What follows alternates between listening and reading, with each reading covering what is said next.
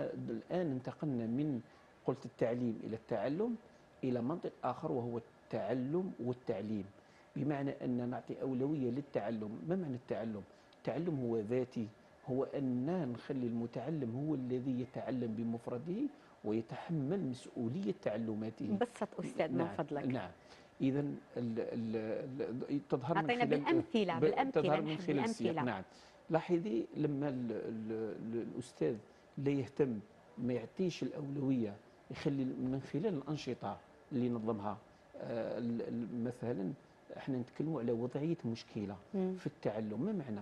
معنى أن نخلي المتعلم هنا يظهر دور، هنا تظهر الخبرة تاع المعلم، بمعنى أنه هو ينظم الوضعيات، ينظم وضعيات المشكلة، ويخلي المتعلم هو اللي يعيش المشكلة، لأن الحياة في الأصل هي مشكلات صح. اللي تتطلب بالتفكير والحل. ولذلك ينظم هذه الوضعيات المشكلة اللي عندها هدف تعلمي. تلاحظي الآن ما يكونش هو محور العملية، بالعكس تنقلب، يولي التلميذ هو المحور العملية. لذلك لازم ينتبه الأستاذ أنه يخلي المتعلم فاعل. وهذا التفاعل هذا وش يعمل؟ يعمل مجموعة من العلاقات. لازم كذلك الأستاذ لا نركز فقط، يعني دائما نقول ونذكر الأساتذة وكذلك الأسر. النجاح هو في الحقيقة ليس نجاح في الحساب والرياضيات والقراءة، هذا في الحقيقة تعلم أكاديمي هو مهم جدا تسعى له كل مدرسة. أكيد. لكن هذا يبقى نجاح نسبي، يبقى نجاح يحتاج إلى نجاح آخر، اللي هو السلامة النفسية، اللي يسموها المصطلح اللي متداولينه يعني في خاصة باللغة الإنجليزية اللي يسموه الويل بين. بمعنى أن المعلم لازم ينتبه إلى بعض العلاقات اللي لازم يبنيها حتى تكون عنده بيئة إيجابية قبل ما نتكلم عن الحديث. لأن هذه العلاقات هذه لما كانش ينتبه لها الأستاذ، ماذا يحدث؟ راح يحدث أنه المتعلم يأتي للمدرسة يعني عنوة، وما يجيش مقبل على التعلم. صحيح. وهذا لازم ننتبه له. إذا ما هي هذه العلاقات؟ العلاقات اللي يبنيها، تعرفي أول علاقة اللي لازم ننتبه لها هي علاقة التلميذ مع نفسه. هذا التلميذ هذا هل هو يتقبل نفسه؟ لأن علاقة التلميذ مع نفسه هي الأساس في التعلم.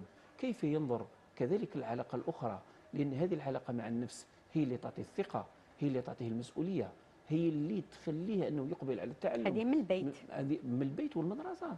المعلم كذلك، لأن نسميه لذلك القضية المهمة أن الأستاذ مهما كان في الأطوار الثلاث فهو مربي، هو ليس ناقل للمعرفة، هو مربي، هو يتكفل بهذا المتعلم من عدة جوانب. يرافقه. نعم، يرافقه من الجوانب النفسية والجانب الجوانب العاطفية والجانب، لأن البيداغوجيا ما هي؟ لأن المتعلم الذي تكون له علاقة جيدة مع الأستاذ، ماذا يحدث هنا؟ تحدث هنا أنه يحب المادة، ولما يحب نعم لما يحب المادة يكون مقبل على هذه المادة. صح. وهنا كما قلتي نعم صح. يجتهد في ذيك المادة. إذا كانت العلاقة الأولى هي علاقة التلميذ مع نفسه، كذلك لازم يبني علاقة المتعلم هذا مع التعلم في حد ذاته. لازم المتعلم هذا إذا كانت عنده مع نفسه، يعني عنده شخصيته ويتحمل مسؤوليته ويحب التعليم، لازم يحب التعليم، لازم تكون عنده كذلك نظرة إيجابية نحو التعلم. لأن العلاقة ما لازمش تكون العلاقة مع المعلم فقط معناتها يدرس من أجل المعلم، لأن التعلم مدى الحياة هو اللي يكون من أجل التعلم. نعم، المعلم تكون عنده علاقة جيدة، علاقة مع المتعلم حتى يخليه أنه يحب المادة، يقبل على التعلم.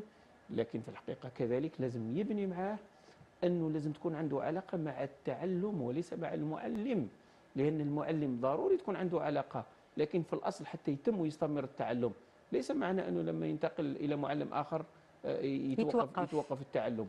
وبالتالي لازم يكون عندي علاقة مع التعلم. إذا هذه العلاقات المهمة، وبالإضافة إلى علاقة التلميذ مع التلميذ، علاقة التلميذ مع الأستاذ، كيف تبنى هذه العلاقة خاصة مع الأستاذ؟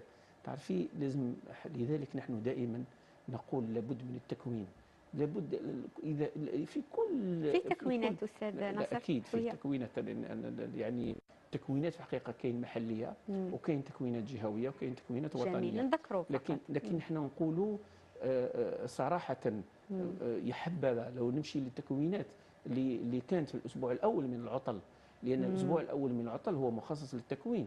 صح. لماذا؟ كيف يجدد هذا الاستاذ مم. المهارات نتاعو والمعرفه والقدرات. الاكاديميه نتاعو، لان التربيه هي او التعليم هو في الحقيقه قطاع نعم استراتيجي وقطاع حساس لانه يبني الاجيال. أكيد ما أكيد. نقدرش اني المعرفه الاكاديميه ما تكفينيش، ما تكفيش انني نكون مربي ونكون معلم ونكون لان المعلم هو الذي يهيئ هذا الفرد للمستقبل حتى يكون مواطنا اولا مسؤولا على نفسه وعلى اسرته وعلى محيطه، وكذلك حتى يكون فاعلا في يعطي اضافه لمجتمعه ولوطنه. صحيح. اذا تلاحظي ان ما لازمش نفكر فقط في الجانب الاكاديمي، هناك جوانب اخرى. كذلك هناك حديث المعلم، كيف يتحدث مع التلميذ، هناك لغه حوار.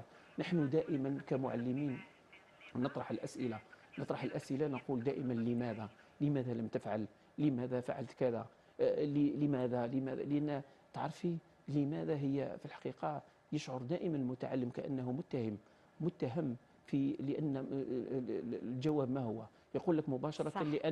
لاني كنت لاني فعلت فقط ولماذا في الحقيقه ترجع التلميذ انه يتكلم على الماضي، وبالتالي متهم ويتكلم على ما سبق. ولذلك تلاحظي مجرد ان نغير اداه السؤال، لو نقول له مثلا كيف اساعدك اذا كان عنده صح. مشكله، كيف اساعدك على التحسن.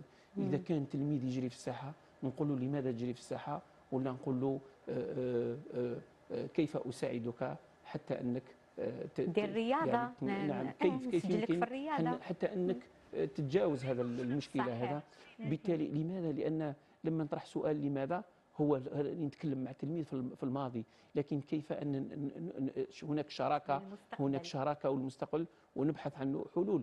انا فقط ما نقدرش نتكلموا على كل الوضعيات، فقط انا نقول باللي المعلم هو الدور نتاعو الاساسي هو اللي يصنع بيئه ايجابيه، بيئه جاذبه، ويخلي المتعلم يحب المدرسه. اذا ما كناش يعني حنا دورنا نجعل المتعلمين يحبوا المدرسه، فنقول لك معناتها المتعلم مجبر على الحضور. وهنايا مفترق طرق، لازم نفكر في هذه النقطه وكيف نجعل المتعلمين محبين للتعلم والتعليم ومحبين للبيئه المدرسيه. طيب، قبل ما نختم هذا اللقاء، في 3 كلمات ولا 3 جمل رساله توجهها لكل معلم واستاذ راهو يتبع فينا الان في جميع الاساتذه، ونقول لهم في الحقيقه نعم المدرسه تسعى الى نجاح التلاميذ، نجاح التلاميذ في مسارهم الأكاديمي وكذلك نجاحهم في حياتهم، لكن هذا ما يمنعش أن نغفل الجوانب الأخرى، أن النجاح يكون نجاح دائما نقولوه في الحياة في بيئة سليمة، لأن المعلم دوره أنه يحافظ على الرعاية الصحية، الرعاية النفسية، نقول الصحية الجسمية للمتعلم تكون آمنة، والرعاية النفسية بكل مركباتها.